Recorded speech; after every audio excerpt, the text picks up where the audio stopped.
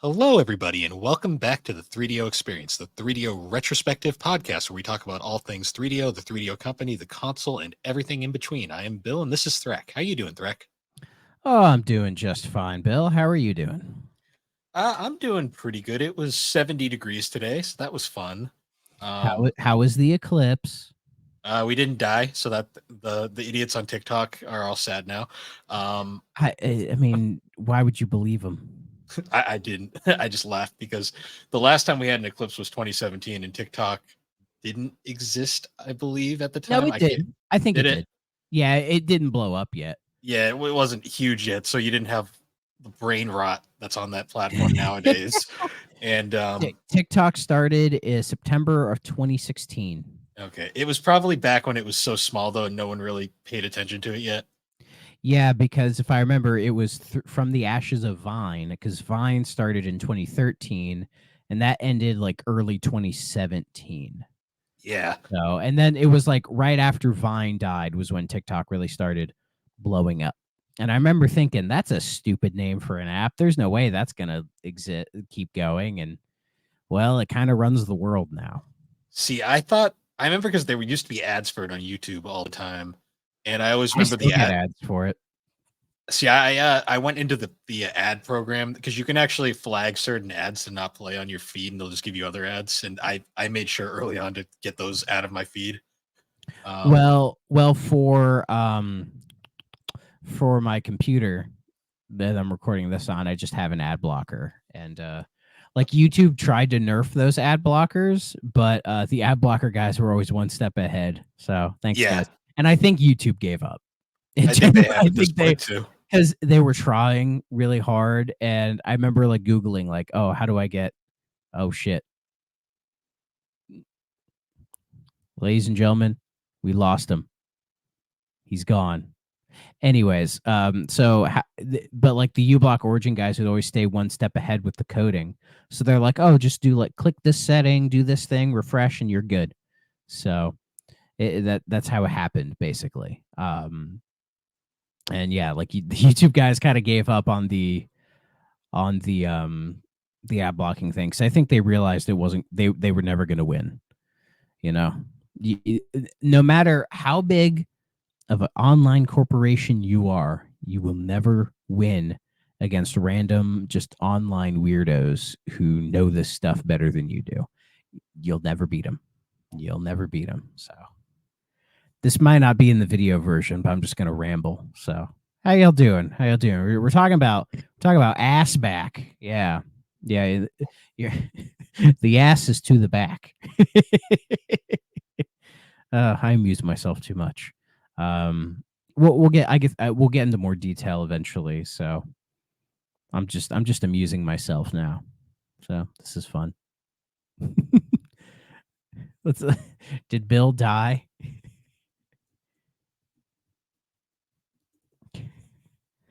Oh boy. Oh boy. Am I back? What the hell was that?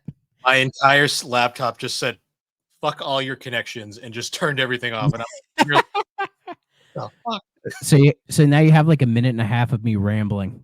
Oh, that's the worst. The funniest part is I could hear it all. I'm like, oh, great. Yeah, you're gonna have to do some editing now. No, I'll leave it in. It was fun. Okay. All right. Fine. It was fun. Okay. Yeah. I could have said something really bad, but I didn't. So the video is gonna just have me disappear for a few minutes and then come back. The audio feed's gonna be better because they're like, oh, what happened? And everyone's like, what are you talking about? Thank God the recording didn't stop. That's good. Anyways, so yeah, the eclipse happened. We went outside and looked at it for like 5 minutes. Mostly used it as an excuse to get some fresh air. So yeah. See, where I was when the eclipse fully happened, it got super fucking dark. And like so dark to the point that literally I could just look up and be like, "Oh, that's kind of cool." And then as soon as it started to drift in the sun, I was like, "Okay, I've seen enough. I've seen enough." And I saw people were looking like the top trending search on Google was "Why do my eyes hurt?" yeah, dumbasses. We had my eyes are fine. Well, as fine as they can be, but you know. we had one pair of Eclipse glasses. We were all just kind of passing them around. Yeah, fair enough. The best was one of my older coworkers. He had like one of the old school shoe boxes cut out, and he's over in the corner, Yeah. like staring the opposite direction. He's like, "You guys are losers. This is the real way to do it." And we're just like, "Okay." God, such an old man thing of like, oh, it was better in my day when it was harder to do, but it was just what I liked as a child. And it's like, dude, you fucking suck. Like, there's a reason we don't do that anymore, man. It was kind of cool, I will admit, Like, but at the same yeah, time, but it like, was. yeah, Uh, appreciate modern technology, you fogies. yeah. So that happened. So speaking of old shit, we're gonna be talking about Flashback today, the quest for identity. Yes, And we are. I think that's the running theme of this episode because you are on a quest to identify your opinion on this game. Yeah.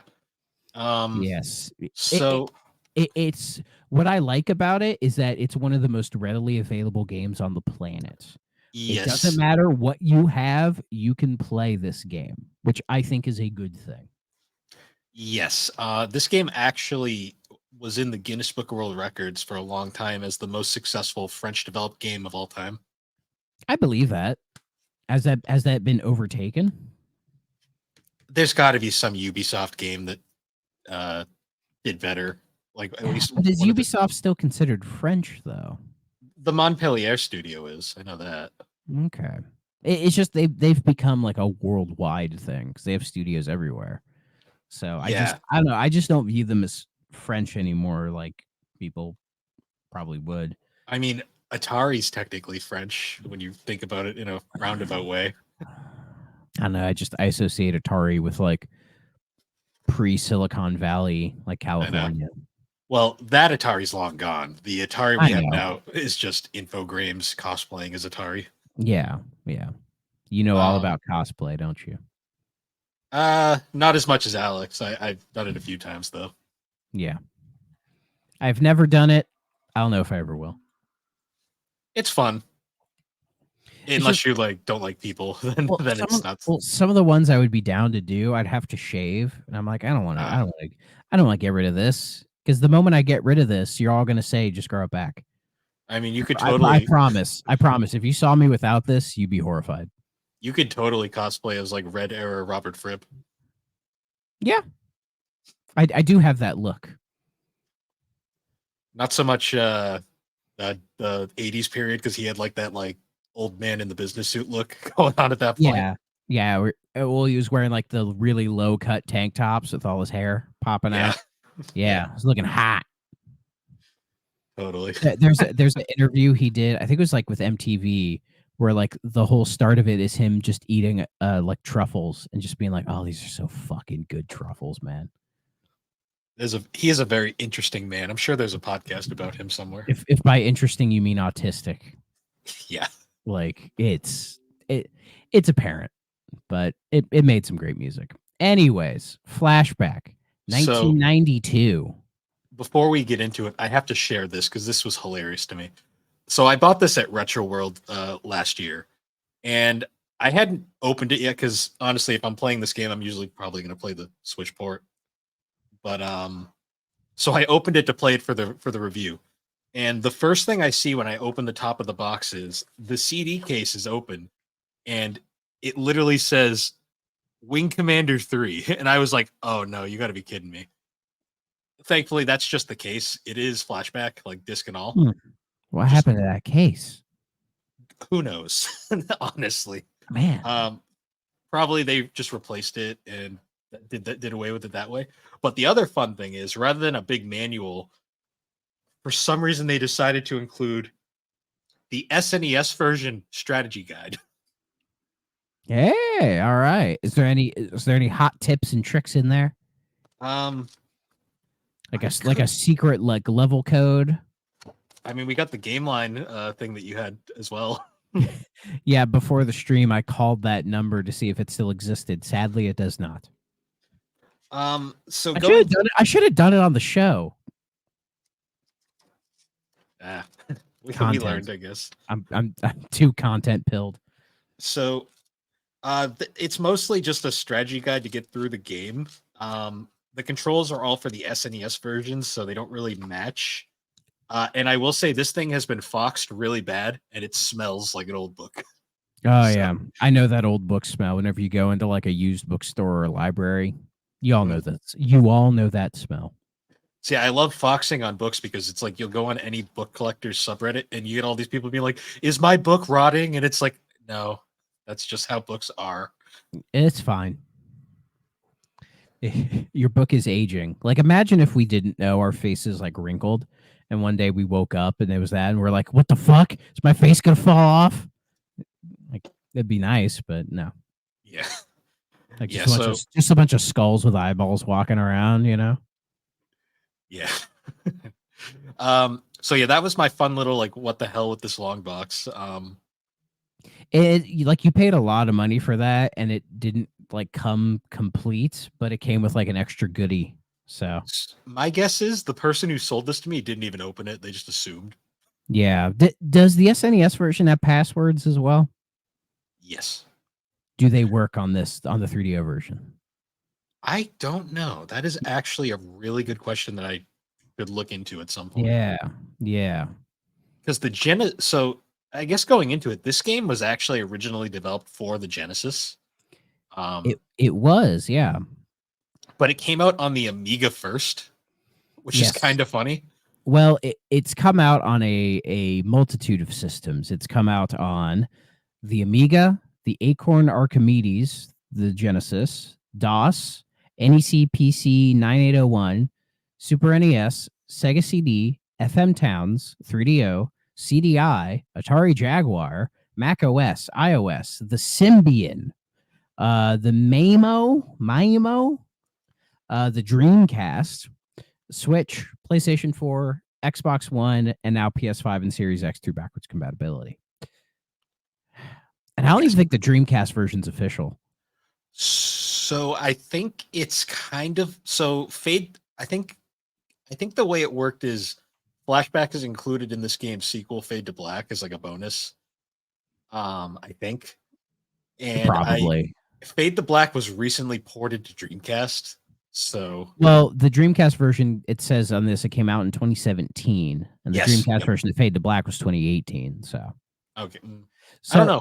but if the original Flashback is in Fade to Black as like a bonus, then it's technically on the PlayStation 1 as well. I might be pulling that out of my ass, so don't Yeah. quote me on that. Well, I Um, can say that I played the remake of this that came out in I think 2013 for the PS3 and the 360, and that does come with the original Flashback in it as that a might be little what I'm bonus. thinking of. That might be what I'm Yes, thinking of. and well, I played and beat the remake, which you clearly cannot see here, but that's what I beat. The version that I beat, and I played a bit of the original like right after, and it's probably the worst version of the original that I've played, and I've played a handful of them now. So yeah, if you want to play the original version of this game, I highly recommend the Switch version or on the PlayStation or the Xbox, like the 25th anniversary edition that helps bit, a bit. Yeah, I'll save it for later, but there's another version that's special in its own way. I'll save it when we talk about like some of the uh, aspects of the game. So this game was developed. Well, this game was developed by Delphine Software. They're a French company. Um, they're known mostly for technically developing Another World, but if Yes, you want to be realistic, Another World was a one-man team created by Eric Shahai, I think his name is pronounced. I think Shahai sounds right. Shahai. Yeah. He made the game single Eric, hand. Eric, because he's Yeah, French. Eric. Eric, yes. He made the game single-handedly, so technically it's more he made the game and Delphine just kind of put their name on it. But didn't he start working for them? He did because he also worked on their previous game, Future Wars, Future Wars. which is a point-and-click adventure game. Yeah, they've made quite a few point and click adventure games. And you know what else Delphine Software made? Why am I in Tokyo? No. One of the most infamous games ever made. Shaq Oh, Fu. you didn't get my reference. No, I didn't. No. That's because Shaq's just randomly in Tokyo, and my reference is Oh, fuck yeah. Yeah, just, you're why am right. I Yeah, 'cause yeah, why he am I in goes in Tokyo? and then he goes into the shop and the old guy's like, "Hey, go in this like portal and save this kid." And Shaq's like, "Why?" He's like, "Don't ask questions, just fucking do it." And then you do, and then you play a very average fighting game. Yeah. Like if I can tangent real quick, I honestly don't think Shaq Fu is that bad. Like as a fighting game. Like it's not great, but when I played it on the Genesis, like I had a physical copy of it, I was like, it's not as like it doesn't control as bad as everybody said it did, you know? But it's still not great. No, it's like it's I, in the I think same category as like Kasumi Ninja, Way of the Warrior. It's just bad fighting games. well, this is better than Way of the Warrior by the fucking mile. Because I can actually feel like I'm in control of my character while I'm doing this. And yeah, Shaq Fu has gained a reputation, but like hell, if you've played that Michael Jordan and Windy City like fucking thing, that's way worse than this. Yeah, Don't that's a Chaos game. and Windy City. I wish that had a 3DO port so we could talk about it. There's also Revolution X, the Aerosmith rail shooter. They wait, Delphine made that? No, that's just a game. Well, We're talking yeah. about random games with celebrities for no reason. Yeah. Oh yeah, apparently yeah, Chaos in the Windy City. It was supposed to get a Genesis port, but it never happened. So unfortunately I cannot play it for the Genesis stream, which that would have been a great thing. And the designer on that game is your favorite, Miss Amy Henning. So one of the first things she did. Good lord.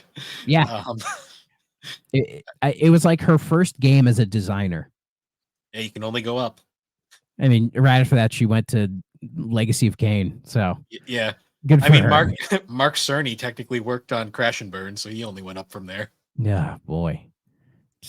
Just all these weird tangents, you know. And then Delphine started making the Moto Racer series. I'm sure you have some opinion on it. Believe it or not, one of the few PlayStation racers I don't own. Man, there's a handful of them too. Yeah, there's 3 anyways, and a Game Boy Advance one. Oh, is this one of the real pricey ones?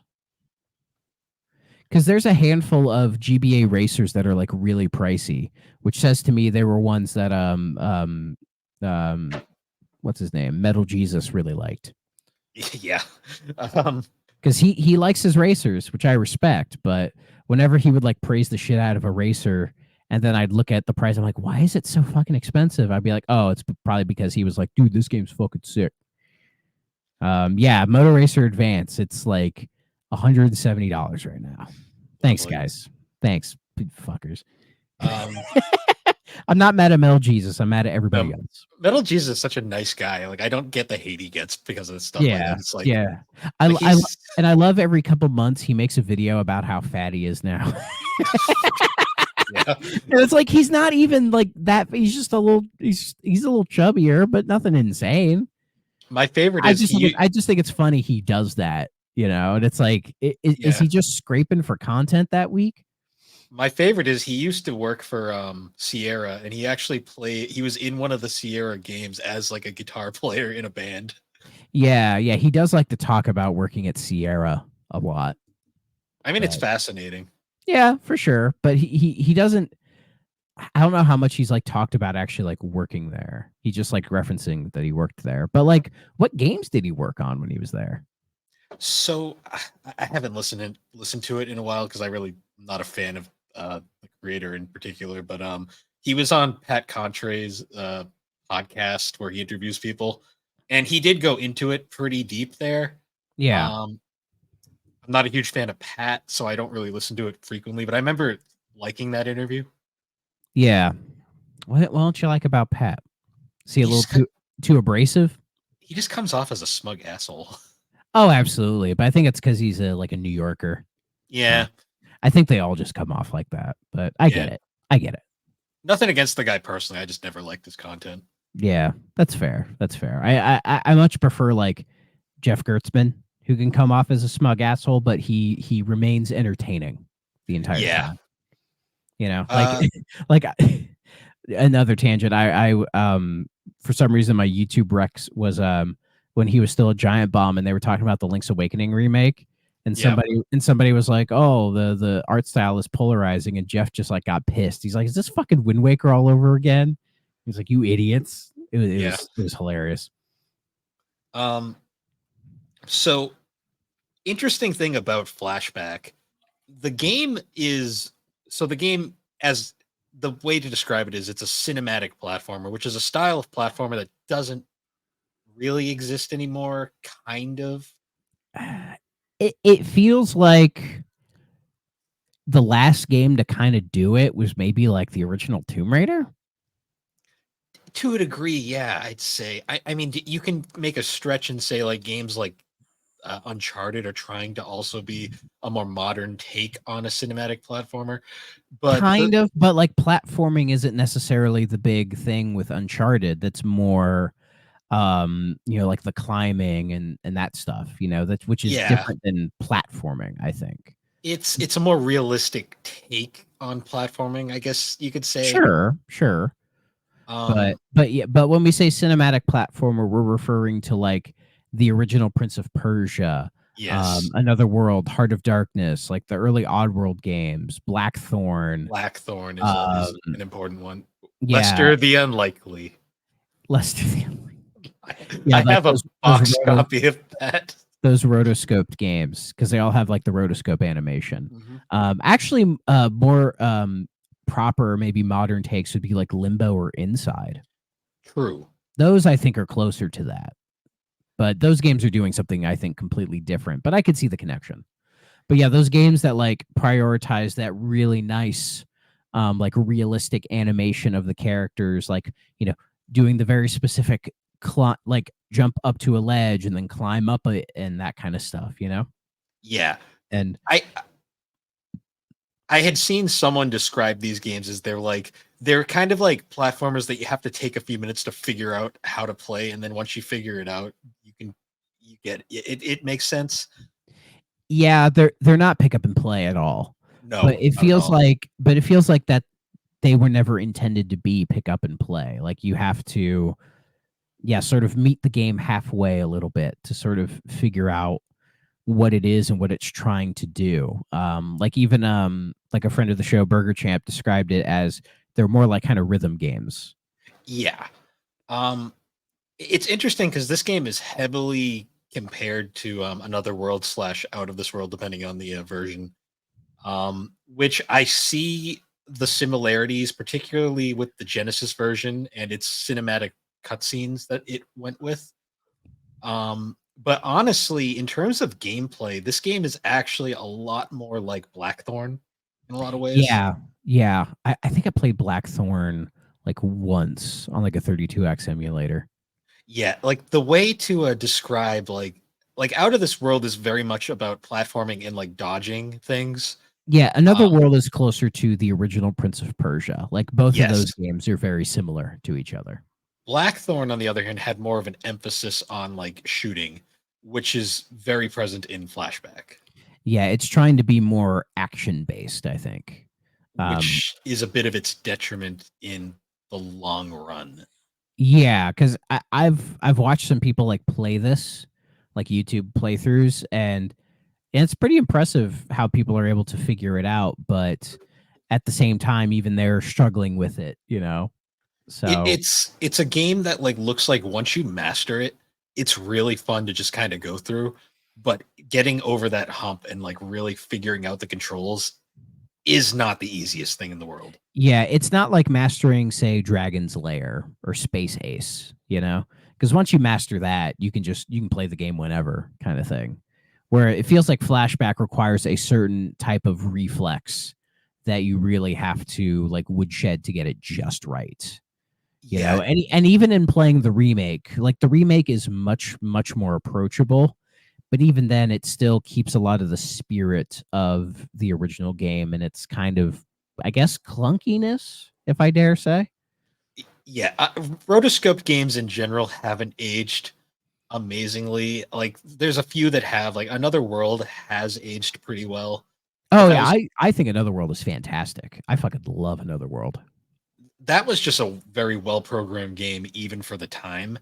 I think because the game design is built around the animation. Yes. Whereas I don't think Flashback is. Like, kind of my biggest issue with Flashback is it wants to be much more of a heavy action based game. But when you have all of these very specific animations and trying to have it look a certain way, it's like clashing with the game design, Mm. and it can become more frustrating than fun. It's if any of you watched my Genesis stream and I was playing that James Bond game, it's kind of a similar feel, But but with James Bond, you're not going in thinking it's going to be like a rotoscope type of animation. You know what I mean? You expect it to be more snappy. With Flashback, you know what you're getting into, and the game design. It's definitely, the more you play it and the more you acquaint yourself with it, you can figure it out. You Yeah. definitely can. The puzzle is playing the game. Yeah. You know? And speaking of puzzles, like traditionally with a rotoscope style of platformer, puzzles are kind of a big part of the gameplay. Where there's kind of like one of the biggest parts of getting through this game's levels is you kind of have to figure out how, and that's kind of the puzzle of it in a way. Yeah, but it's very easy to get frustrated at these games, I think. At least it Yes. was for me, because Oh, no, oh god. Uh, I tried to beat Lester the Unlikely. I can understand because god damn it, these games when not designed well are very frustrating. yeah, like even beating Another World, which I did on Switch quite a few years back.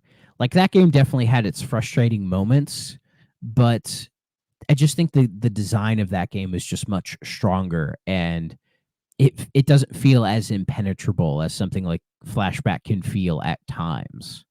To You me, know? the biggest the weakest aspect of this game is the combat in a lot of Oh, ways. combat's fucking dog shit. Oh, it's so bad. It's like And this it like game. and you only have like a few hit points, Yes. and there are like saves, but the 3DO version, I think, like, it has a password system, so So it's like technically a level based game. the way this game saves is really weird. It doesn't have a traditional save system. It has passwords, like Thrax said, but it also has kind of like quick saves within the levels where you'll reach a certain point and the game will be like saved here. It's basically a glorified checkpoint, and Yeah. it stays active as long as the game is on. The second you turn the game off, though, it's gone. Yeah, so it's definitely a game that it's so weird for a game that's trying to be cinematic, and you can tell they knew people weren't going to sit down and beat this in one sitting, that they wouldn't try to fit a save system in this.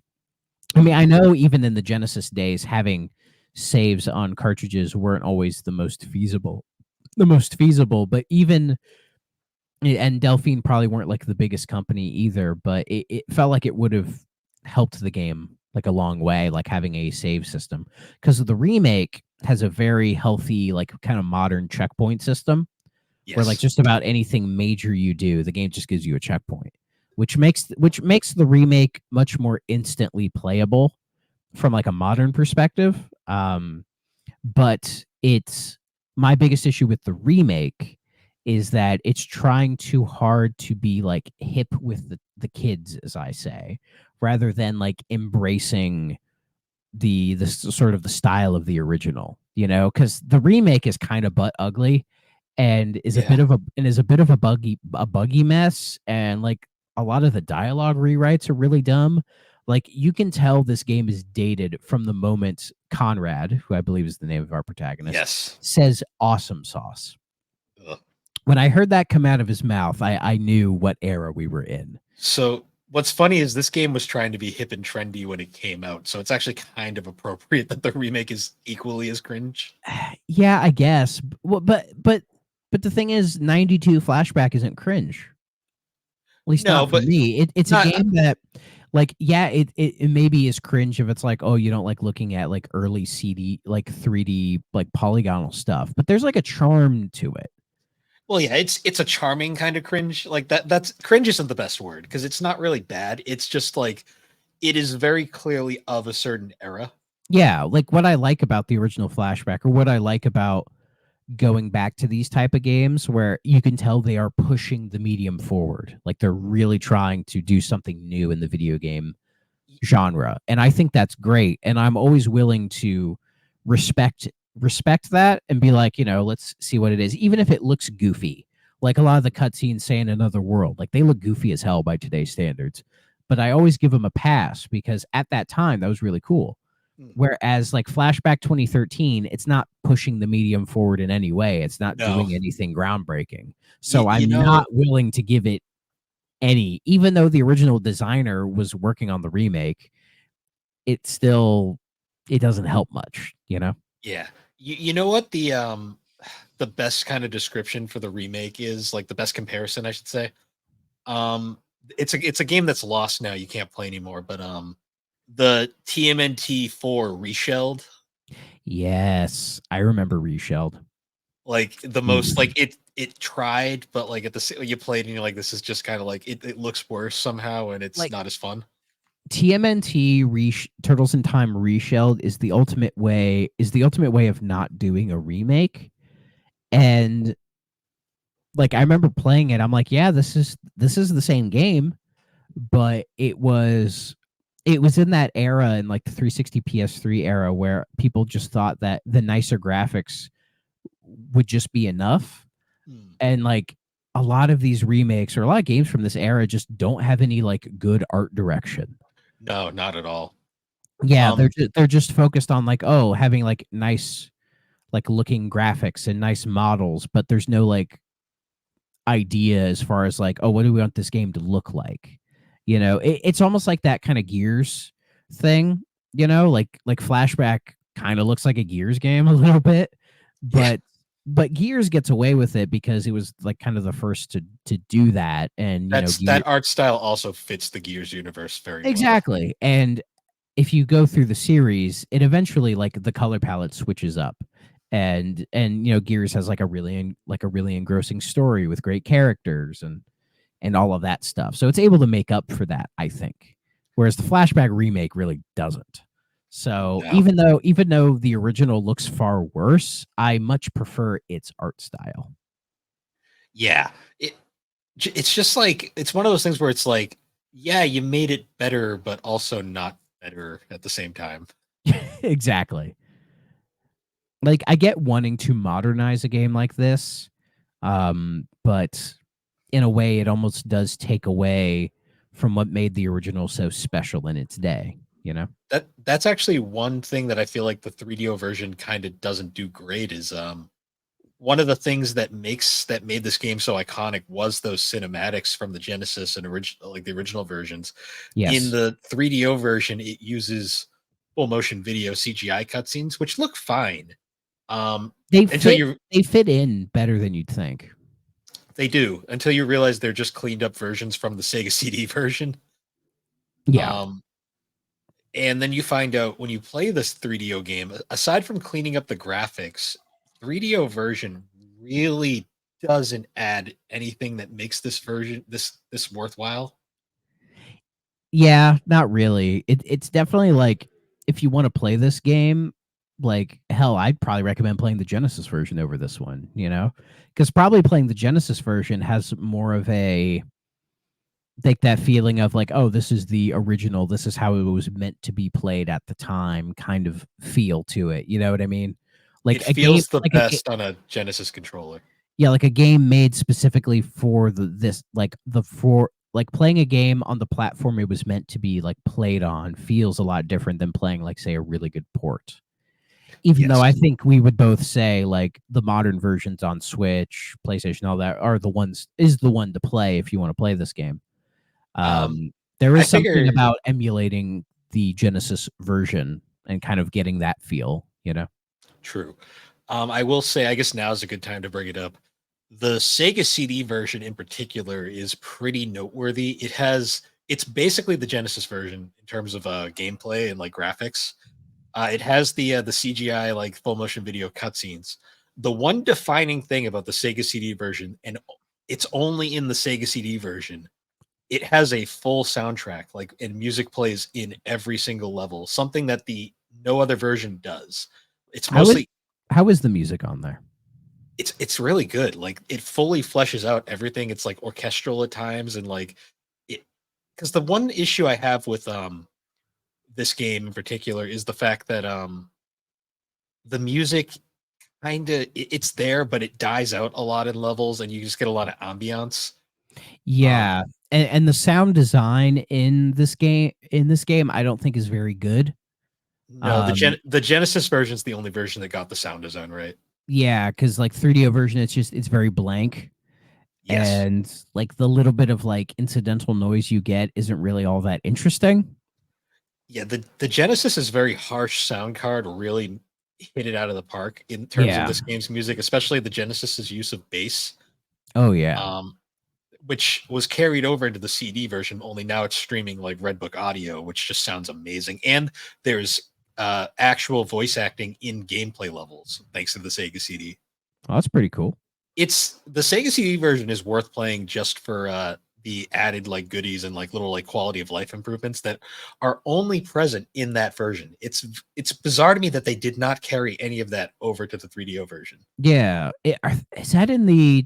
I don't think it's in the newer versions either. No, Because it's because only because on like say when I got this on the Xbox, I remember like you have an option of playing like a classic version and then like a more modern version, which all it really does is like gives you tutorial bits, let you rewind when you mess up, and have like more kind of modern like audio and music and all that. But if I want, say, the modern features, but with like the old audio, it won't let me do that as far as I know. You know, yeah, like it's kind of wonky in that way. yeah, it's weird.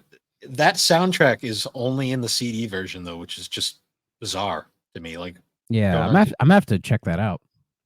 It's, I mean, it's not like it doesn't make that version worth like tracking down if like you're not if you don't have a Sega CD and or like the money to buy a copy of it.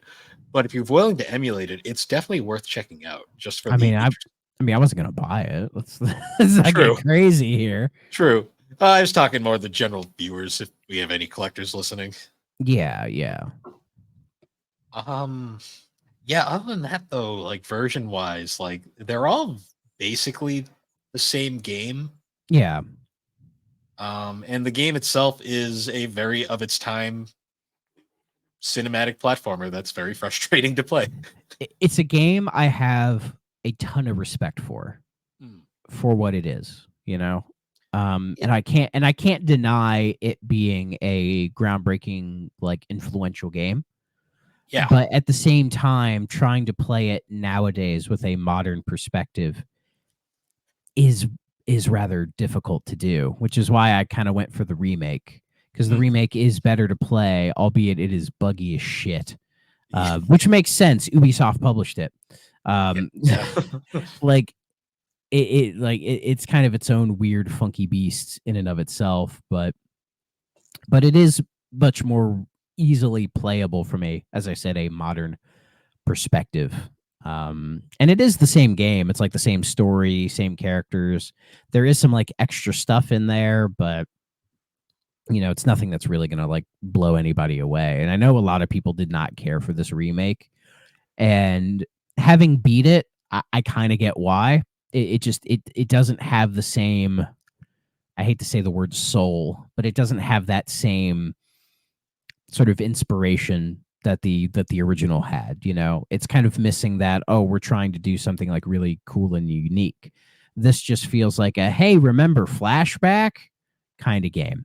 That's what it feels like to me. it's a You know, how are you doing, fellow kids?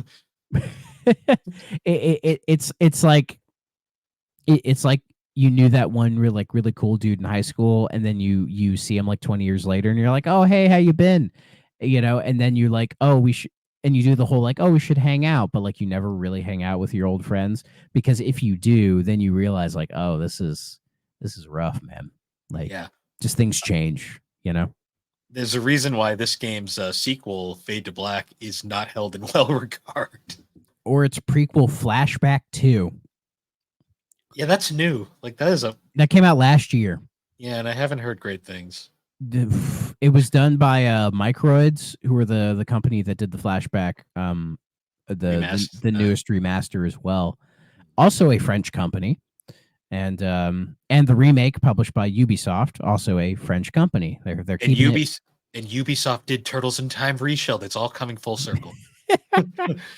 Oh boy, yeah. And microids they're weird. I don't know. Like whenever I see their logo in the corner, I'm like, I'm not sure how this is gonna go They because they did. published Oddworld collection on Switch. I know that. They did, which is fine.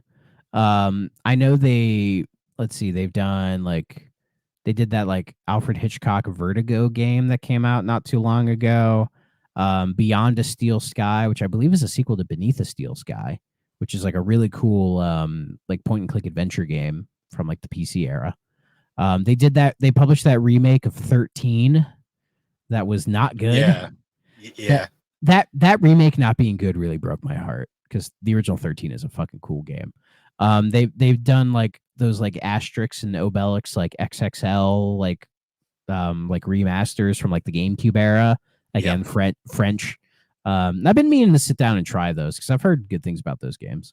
Um, just a lot of weird stuff. They're just a weird company, you know. Yeah. Speaking of other flashback things, there was actually a remake planned for the Game Boy Advance, but it was never released. But you Man, can, there is a ROM of it out there that's mostly done, and it has the most garish color palette you'll ever see in a game. I need to see this. It is, Oh, is it Flashback Legend? yeah. That was The supposed, yeah, that was supposed to be the sequel to Fade to Black. It was gonna be like essentially Flashback 3. Yeah, it has the most garish color palette I've ever seen in it. Oh, oof. This looks weird, man. Yeah, I took one look at that and went, yeah, I'm glad it didn't come out. It looks like they superimposed the original Conrad like rotoscope animation on this weird new GBA looking backgrounds and enemies. It looks funky as hell. Yeah, I'm kind of glad it didn't come out just because it doesn't look good. No, it doesn't look good at all, but I may give this a try.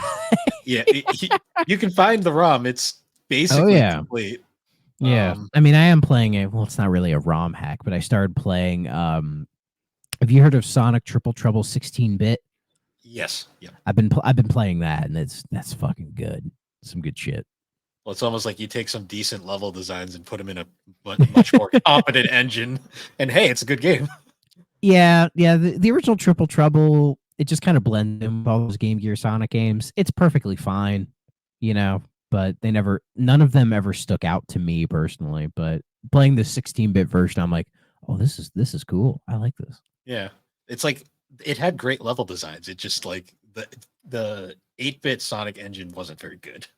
No, and Sega didn't really prioritize handheld games the same way Nintendo did.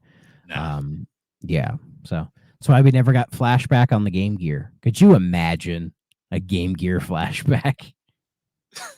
Oof, It would have been something, that's for sure. it would have been something, man. So I guess going into reception for this game, unless you had anything else you wanted to talk about. It's weird how this game goes from like a jungle to like a space station to a game show to Earth, Yeah, and then it ends with you fighting essentially a mother brain, like a hive mind mother brain, because the game is about you like erase your memory and then you're trying to get it back. And then as you're like getting it back, you're trying to unravel some weird like I guess a conspiracy around this like weird like hive mind thing that's trying to like take over people or something because you kill like an auxiliary brain and then a master brain. Literally like a master brain like mother brain kind of thing. It's the story. It feels like there is something here, but you know, storytelling in video games was not really at a great spot yet in yeah. 92, especially for what this game is trying to do. This story is very Blade Runner sci-fi esque, like Yes, huge Blade Runner influence. which was of the style at the time, as they say. Um, it's not bad. Like it's like I said, it's like it's that cheesy kind of like popcorn kind of cringe that I really like in Yeah, this era. and I love that your main character Conrad is always in like a brown jacket and blue jeans, and he's like shooting these weird futuristic looking soldiers and like robots and shit. Yeah. So Another fun thing too I just noticed is the 3DO version was rated 17. 3DO's weird rating system. Um, for really? graphic violence and alcohol use. Oh, there is alcohol in the game, but like But I don't know, the then, violence isn't like I mean, it's not like Doom, but you know. but then the Switch version is E10. Times change, man. Oh yeah, it's just funny to me. Um, so reception wise, this game was critically acclaimed when it came out. Like Oh, absolutely. every single version had like highest like high ratings. Like the lowest rating I see is EGM gave the Sega CD version a 7.5, which is hilarious because that's arguably the best version. They didn't even rate the best like the Genesis version or 3DO. Um, this is on CDI, and CDI gave it a 92. Good for them. I couldn't imagine playing this game on CDI. I couldn't either. I like how CDI rated their own game. They were like, "It's good. It's great. Please buy our console, we beg of you. It has Nintendo kind of." Yeah, Um, kind of. yeah, and it's one of those games that is very well remembered, and people generally still seem to like it from what I've heard. I mean, I asked a lot of people, a lot of old people that we know. I'm like, what do you guys think about Flashback? And most of them were like, yeah, it was cool at the time, but I can't imagine it's aged very well. That's what they all said. And I think that's a fair assumption to make on this game. Like it's cool, but it hasn't really aged the best. Yeah, like it's one of those games that like inherently isn't bad, but No. it's when you compare it to like other games of its type that I think did it better, like Out of This World or like Out of This World's spiritual successor, Heart of Darkness, um, or even Prince of Persia to a degree. It's like they just kind of did it better. Yeah. Yeah. I think they just had a better idea of incorporating this sort of cinematic platformer thing with just level design that complements it better than, say, a Flashback. But Flashback, I think, was trying to make more of an action game out of it, Flashback and I can had a respect that. Flashback had it much more of a defined like idea behind it. Like they were trying to tell something here, Oh, absolutely. which the difference between this and then say Out of This World is like Out of This World is a very much a it has a story, but the story is very much kind of a you kind of experience it as you go kind of game. Yeah. This one is really trying to be like a story, and for the most part, I think it does a good job. Like the story is interesting. It's just the game itself is kind of frustrating. Yeah. Absolutely. I think if it's something that if we had like more time, I probably could have like tried to figure it out, but I just decided to play the easier to understand remake because that was kind of an easier playthrough. Yeah, like I've most reviews of this game that I've seen because I watched a couple of YouTube reviews just to get like different impressions on it. Most of the reviews all said like the game once you figure out the controls is perfectly fun in a decent time, but it's Oh, for sure. you have to get over that opening hurdle. And I think that's kind of this game's biggest downfall. Yeah, I would agree. Like that opening jungle level isn't really the best level to sort of introduce what it's trying to do, you know? Because once you get past that jungle level and you get into like the space station area, it becomes a lot easier to understand. Yeah. It's it's It this game is very much a product of its time. it does that thing that a lot of games I think from this era did, which is, oh, we're afraid of the retail market, so we're gonna make the first level like really hard for no reason. Yeah. So that when you buy it and you eventually figure out how to get past that level, you can just then breeze through the rest of the game no problem. Hmm. Oh, I actually It was very common for the early 90s. I did just think of this one cool thing about Flashback, it's only present in the Genesis and Sega CD versions of the game, but the those games came packaged with a manual that actually had a like a storyline comic adaptation that kind of was like an introduction to the game's plot. Marvel actually did it, so that's something Cool. that's cool. It That's was not cool. it was not included with the 3DO version, so Yeah, and the remake has much more extensive cutscenes, and I think they incorporate those comics like into the remake because there'll be bits where it cuts away to more kind of like comic style drawings where they go more in depth on like the story and everything. So they might have thought about that while they were doing it, you know? I didn't look into who the artist was, but like looking at the art, it looks very 90s Marvel, so it was cool. Yeah, yeah. So cool stuff. Hmm. So yeah, I guess now going into okay, must play okay, stay away. This one to me is very much like Alone in the Dark, where it's a game that you can appreciate, but I don't really think it's worth playing anymore. Are you trying to say stay away? Not stay away. I kind of want to say like this is kind of a game that I say like I think for Alone in the Dark I said something like casually observe, um, which I don't want to reuse that. So I'm gonna say like I'm not gonna say play it. Res- uh, I'm gonna say stay away, but maybe watch like a walkthrough or something and just like see what was going on. I don't want to say stay away. I think I respect this game too much to say that. Um, I would give it an okay. I think it is okay. If you wanna try this game out, I would say yeah, get the Genesis or the Sega CD ROM and try it for yourself. You know, because who knows? I get the sense that this game may click more with a very specific kind of person, Yeah, and maybe that's not me.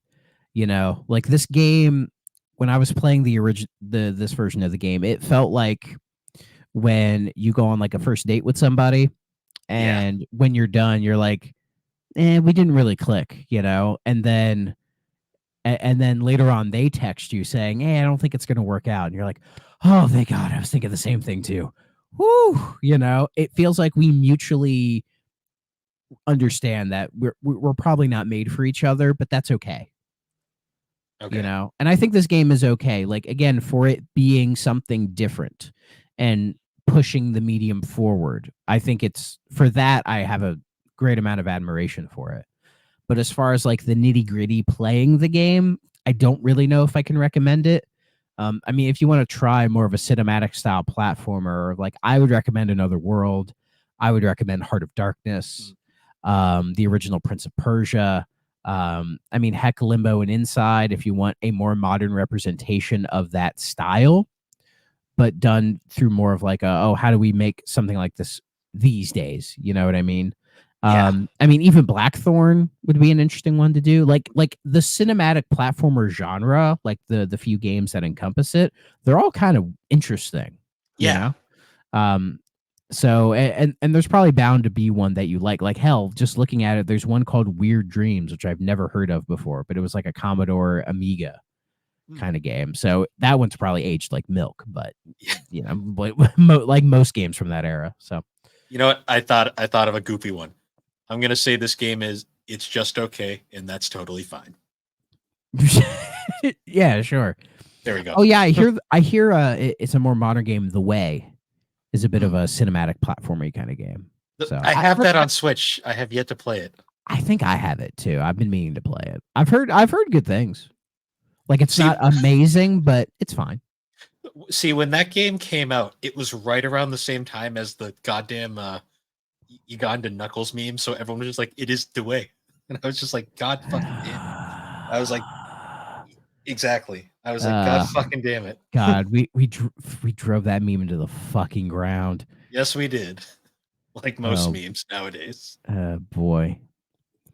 Yeah, because whenever like a good one comes out, it just goes away. Like that one like weird Star Wars one where it was like that like what was it in Chile or whatever where they incorporate the ads into like watching the movie or whatever, and it's like that was funny, and then people just tore that shit into the ground. So after a week, it was like, oh, it's not funny anymore. Yeah, like most memes just nowadays don't last because they're just overused. Exactly. Um, so there you go. Yeah, basically, if you want to play a cinematic platformer game, if it says Elik Chahai on it, just play that one. I will Because say this every time: Heart of Darkness. Hard Darkness is cool. I like Heart of Darkness. Like, it's That's a shame it doesn't have a 3DO version, so we can't play it. But that it's a is a little it's a but little too powerful for 3DO. yeah, but it's a like a cool game. It's a hidden gem for sure, I think. It's my Um, favorite of this genre. So, yeah, and then I didn't realize this. The game From Dust was mhm. also Eric Shahi, like that weird god sim thing, which I've never played, but now that I know that he did it, I kind of want to try it. I can't remember if it's backwards compatible or not, but I'll have to find out. Mm. Because Yeah, that game looks kind of neat. no, 100%. This is a. I hate when it's like a game that like isn't bad, but like you're just kind of like meh on it. Like, Yeah, like I'll always say like I respect it. You know, it's a piece of video game history, and I think that is important. But much like say trying to play the original Pitfall, you know, yes, like you can respect it for being a very groundbreaking game and seeing where everything started. Even then, I'd say Pitfall is a much better game to play. Actually, like it holds up better than you'd think. mm. To Hell, me, it's even Pitfall 2. Pitfall 2 is fucking cool. yeah.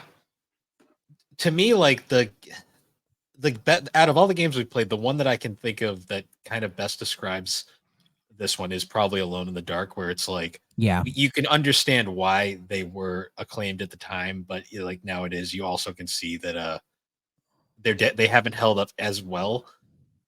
But Um, I would play Flashback before Alone in the Dark. yeah, Flashback has aged better than Alone in the Dark has, but it's the same Yeah. kind of principle. It's not like D where that game just aged badly and like there's no real Oh reason to god. play it. Yeah, that game kind of aged like dirt. That's another one that's like I can kind of respect it for what it's trying to do, but it's a game that was immediately outdated when Resident Evil came out. Yeah, that So, whereas Flashback never had like that one game that completely killed its relevance. Like it never had that. So, yeah, it was kind of just a genre that just died off. yeah, cuz it's a hard one to do right, Hmm. you know, in like a 2D realm.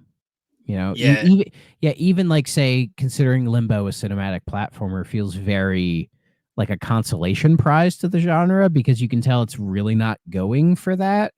It definitely has its own vibe, but you know, hmm. and And I I mean love Limbo's great. Love that game. the art style in particular. Love Um, it.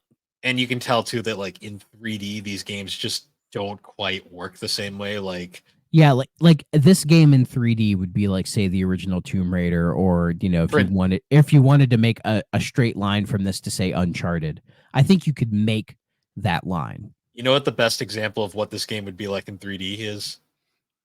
Prince of Persia 3D. Oh, like Santa Time?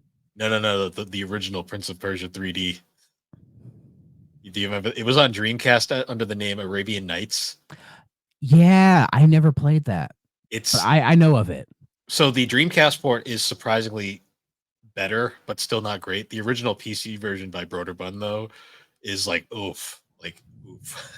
Yeah, because I've played a bit of the original Prince of Persia, and I thought it was neat. Hmm. You know, I had the same reaction to it I did when I looked at the solar eclipse. I went, "Oh, that's neat," Yeah. you know. So, because again, Prince of Persia is it's not really an action game. It's more of like a stealthy adventure kind of game. So I think Yes. in that regard, the cinematic platformer style works far and away better. Yes. Honestly, that's why when they did the Sands of Time, they made it like a flow based platformer rather than like a straight up platformer. Yeah, I feel so bad because I feel like I missed the boat on Sands of Time because I never played it when it was new. And by the time I got around to actually playing it, I was already into Assassin's Creed, which is, you Yeah. know, what Prince of Persia kind of molded into. And I've attempted Sands of Time like two or three times, and I recognize it's a very good game, but it just doesn't click with me. And it could have just been I didn't play it at the right time. That's probably it, because it's a great game, but it definitely was. It was more. It was more impressive at the time it came out than like it would be Yeah. nowadays.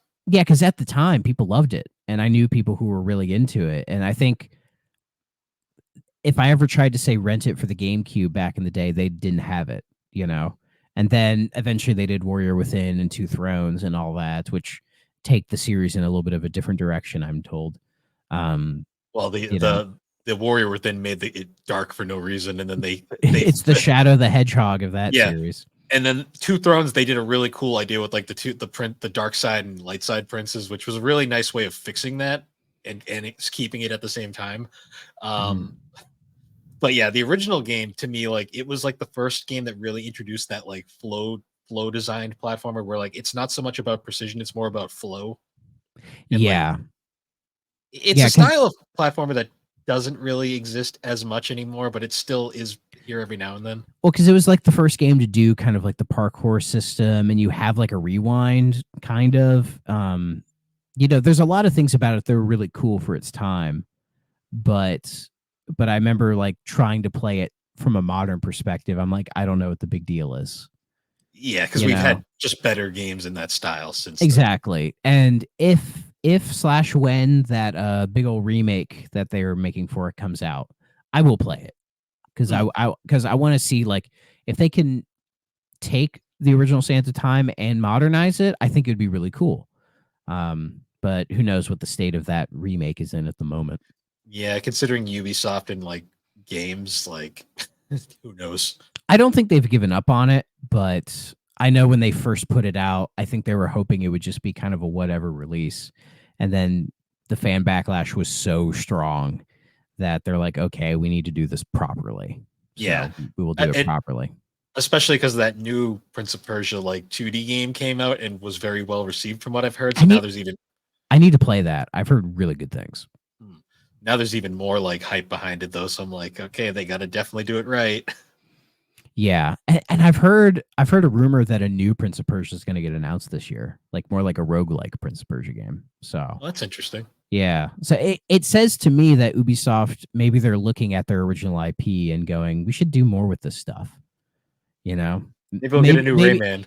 yeah, maybe they're taking influence from when EA recently did the whole like, oh, we're not going to license IPs as much. We're just going to use our original stuff. Hmm. Maybe that'll cause them to dig through their back catalog and be like, what can we bring out of here? You know, because I know why EA did that with the licensing thing, because they don't have to pay FIFA anymore, and their EA Sports FC club sold just as well as any other FIFA did, Yep. but they didn't have to pay that licensing fee, so they made a lot more fucking money off of it. So Yep. And they can still release shitty Madden games because the Madden fans will still buy them. that's the thing. If they didn't have the NFL license and were just called like Madden Football, I think it would take a game or two for casual people to realize they're not NFL games. Like I swear to God, people Yeah, would notice it right away. probably. Yeah. So, but that's a whole nother can of worms. But Um, if that causes EA to dig through and we get to say the Dead Space 2 remake, please, can we have that? New Road Maybe Rash, maybe. new Mercenaries, please, pretty please, because EA has a lot of cool licenses or a lot of cool original IPs I'd like to see come back, and Hmm. same with Ubisoft. Who knows? Maybe they'll actually finish Beyond Good and Evil too. Yeah, and then Michelle and What the fuck is up with that game? What is up Michelle with that? Michelle Ancel is like one of the most like he's almost as bad as the guy from fucking 3D Realms with like how particular Pitchford, he is. Randy Pitchford. No, that was Gearbox, wasn't it? Yeah, well, he's also an asshole. I can't remember the 3D Realms guy. No, George Broussard, I believe is his name. Broussard, yes, Yeah, yes, where Broussard, yeah. he's such a Oof. fucking perfectionist that it takes fucking forever to make a game. Yeah, because if Beyond Good and Evil 2 had come out already, people would probably like it. But I think at this point, if it comes out, it's gonna get dogpiled on. But I imagine it will be a better end product than Duke Nukem Forever. True. I mean, I still say Duke Nukem Forever. If you think of it as a game that should have come out in 1996, it's great. But if when you think in a context that it did not come out in 1996, it shows. If it came out, when was that big, like the Vegas Oh, to trailer? the Was that 2001? 2001. Yep, the If it came 2001 out, build. if it came out then, it would have been fine. I am happy that the guy who pre-ordered it did get his copy. That's an amazing. I love that. Gearbox hooked him up, so respect. Yeah. So yeah, I guess final thoughts. Because this game doesn't save at all, there's no memory manager, so but you don't need it, so you're fine. Um, Exactly. for next week, we're not gonna get into our next game just yet. We're actually thinking about doing kind of a fun episode where we're gonna. I don't know if we agreed on doing this yet. We kind of played with the idea, but we were thinking about splitting the episode in half, having the first half be Doom story time, and then the second half be Family Feud, just because. Sure, why not? Sure, why not? We'll knock out 2 games at once, so I can tell the hilarious story of Doom on 3DO, and then we can talk about Family Feud. And I can talk about the great game show game. All right, yeah. So we'll do that for next week as a little breather episode while we plan on our next game, because we had a few ideas we wanted to throw around. Yes, But, there is one special one we want to do, a very special one, but I think we may need to do a little planning before we do it. So yes, exactly. But yeah. Until next time, though, guys. Thanks for joining us on the 3DO Experience. 3DO Experience can be found on all the major podcasting platforms, particularly Apple Podcast and Spotify. You can find all of our links at linktree/the Barber Who Games, and you can find the podcast now on YouTube with a video version that also will come out. You'll see me disappear this time. Hi, guys. And you can join the GNC Podcast Network Discord server to find all things GNC, Video Experience, Geek Addicts, Talk Gaming, Anime, and all sorts of crazy stuff. And tonight, Thrak will be streaming, so be sure to check that out as well. Yes, I'll be streaming at 7 p.m. Eastern Standard Time, twitch.tv/Thrak94. We are going through the Sega Genesis catalog. So it's been a lot of fun, and we're gonna keep doing it till I get sick of it. Yeah. I'll try to pop in. I'm sure Casey will pop in. All the guys from the SuperPod Discord will probably be there. Oh yeah. A lot of fun times on there. Yeah. So should be a good time. And with that, everyone, we will see you all later. Bye-bye.